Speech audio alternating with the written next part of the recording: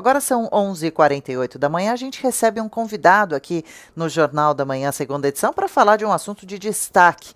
A companhia aérea Latam Brasil entrou em recuperação judicial com esse pedido nos Estados Unidos em decorrência da pandemia do coronavírus. É sobre esse assunto, então, que a gente vai conversar agora com o economista, professor do INSPER e CEO da Ciegen, empresa especializada em recuperação judicial, Fábio Astraucas. Fábio, bom dia, obrigada por nos atender, pelo seu tempo aqui conosco. Seja bem-vindo. Obrigado, Adriana. Obrigado para quem está nos assistindo aqui no Jornal da Manhã, da Jovem Pan. Bom dia.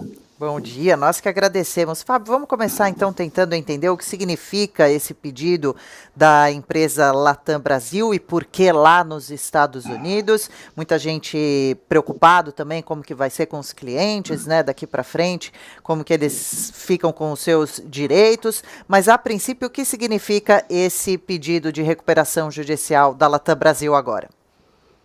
Bom, é importante dizer de início que esse pedido é uma etapa seguinte a um pedido inicial que a Latam fez, né, no seu grupo internacional, na holding, reunindo mais de 20 empresas, acho que 29, se eu não me engano, num pedido anterior lá nos Estados Unidos. O pedido da Latam Brasil é uma complementação, na verdade é uma inserção da Latam Brasil nesse pedido de recuperação judicial inicial, que já foi feito lá há cerca de um mês nos Estados Unidos. Ele é importante, Adriana, porque amplia a proteção do grupo Latam como um todo, não só no Brasil como nos demais países onde a Latam atua, mas amplia essa proteção legal para que a empresa possa manter as suas atividades operacionais com o mínimo de consequência negativa possível em consequência dessa crise que afetou fortemente não só a Latam, como várias outras empresas do setor aéreo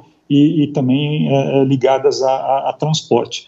Então, esse é o sentido maior. Também foi feita essa escolha nos Estados Unidos nesse momento, porque há uma legislação lá mais consolidada com relação a esse pedido de recuperação judicial, ao enfrentamento de uma recuperação judicial, e também porque a maior parte dos contratos importantes que a Latam vai ter que renegociar são contratos ligados ao leasing das suas aeronaves, que estão, né, contratados e sendo honrados nos Estados Unidos, principalmente.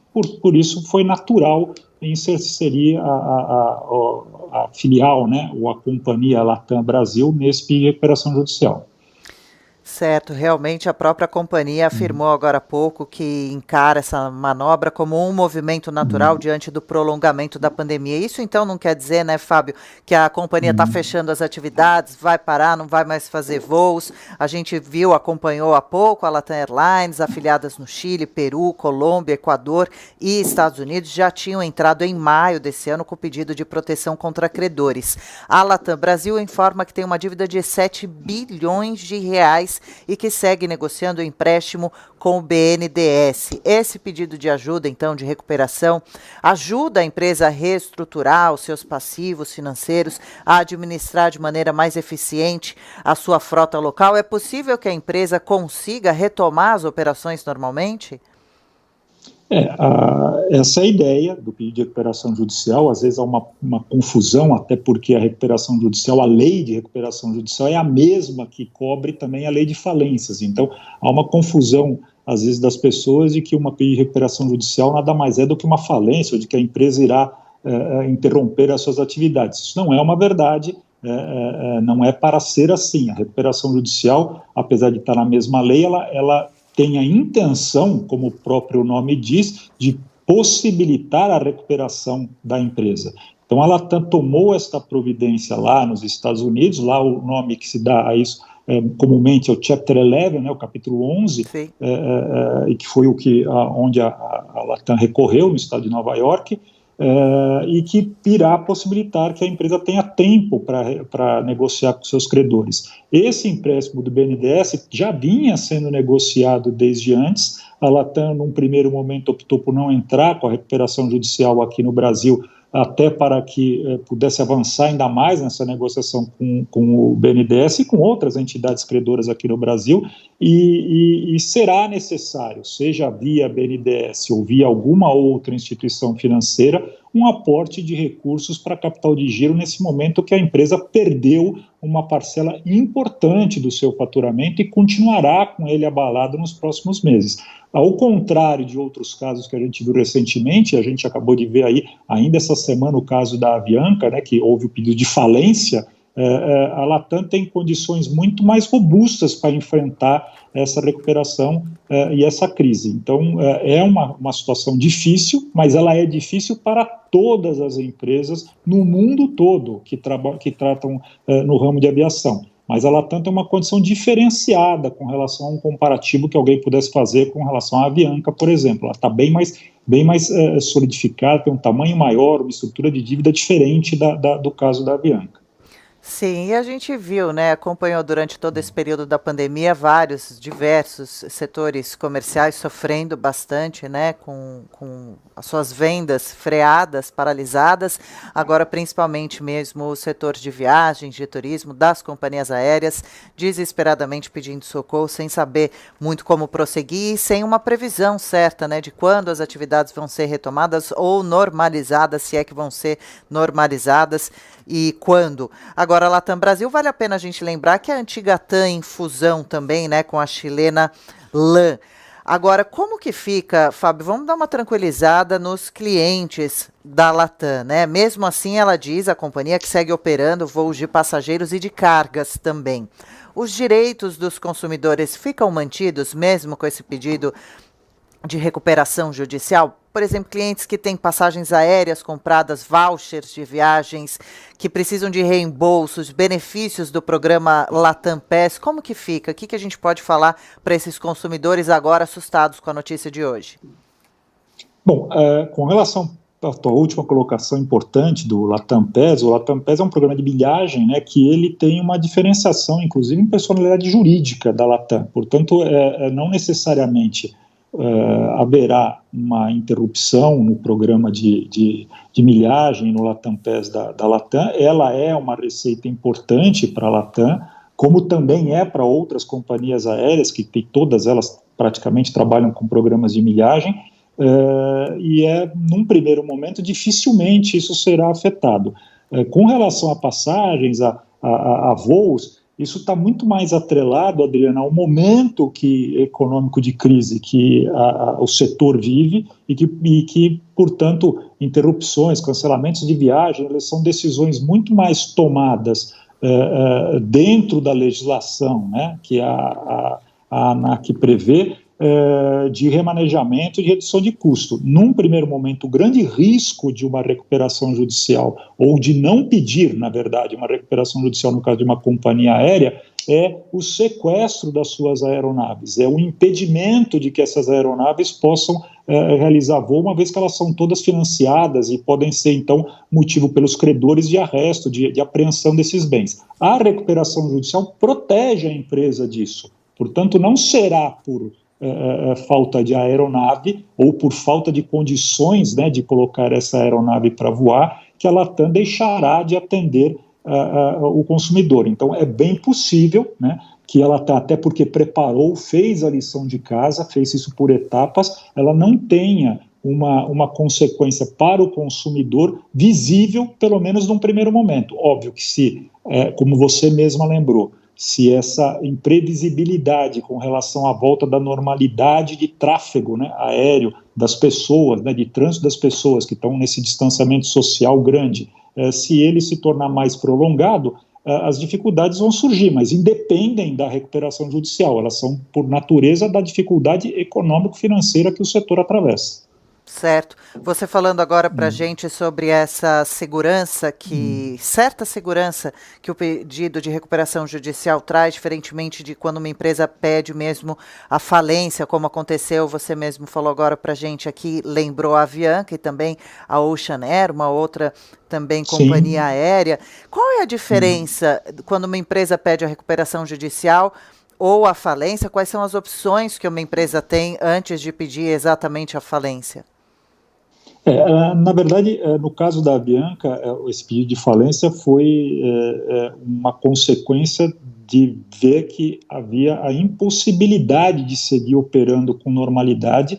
A gente já vinha vendo isso desde do ano passado, quando a Avianca pediu a recuperação judicial. Houve uma dificuldade muito grande dela manter os slots, não, que nós chamamos de slots, são aquelas posições, né, nos fingers dos aeroportos, foram inclusive redistribuídos, né, entre outras companhias, entre elas a própria Latam, né, e outras, e que num momento de falência isso acaba se tornando como que definitivo. Então, olha, agora para um processo de falência o que resta é administrar o que nós vamos chamar de massa falida, ou seja, os ativos que a empresa tem.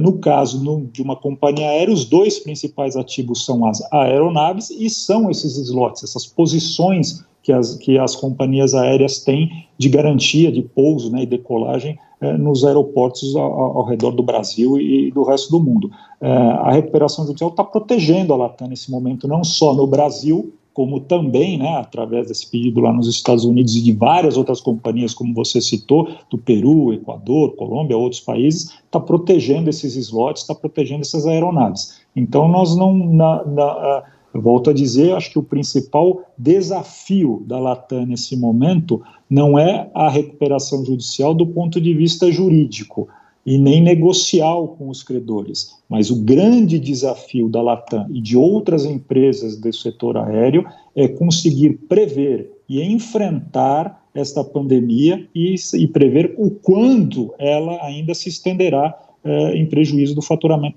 dessas companhias. Perfeito. Agora, a gente falou também sobre a preocupação de clientes, mas tem também os funcionários, né, da Latam, agora sem saber como seguem. A companhia informa que continuarão, sim, os funcionários sendo pagos e recebendo, inclusive, os benefícios previstos nos seus contratos de trabalho. E a gente comentou agora há pouco que a companhia se posicionou, que é normal, vamos pôr assim, entre aspas, esse pedido de recuperação judicial, tendo em vista um momento como esse, mas, de uma certa forma, essa situação, essa notícia toda, preocupa a imagem da empresa, os clientes, será que futuramente ficam preocupados? Estamos falando de aviação, né? Transporte aéreo. A gente sempre conta com uma segurança, né? Com confiar nessa empresa.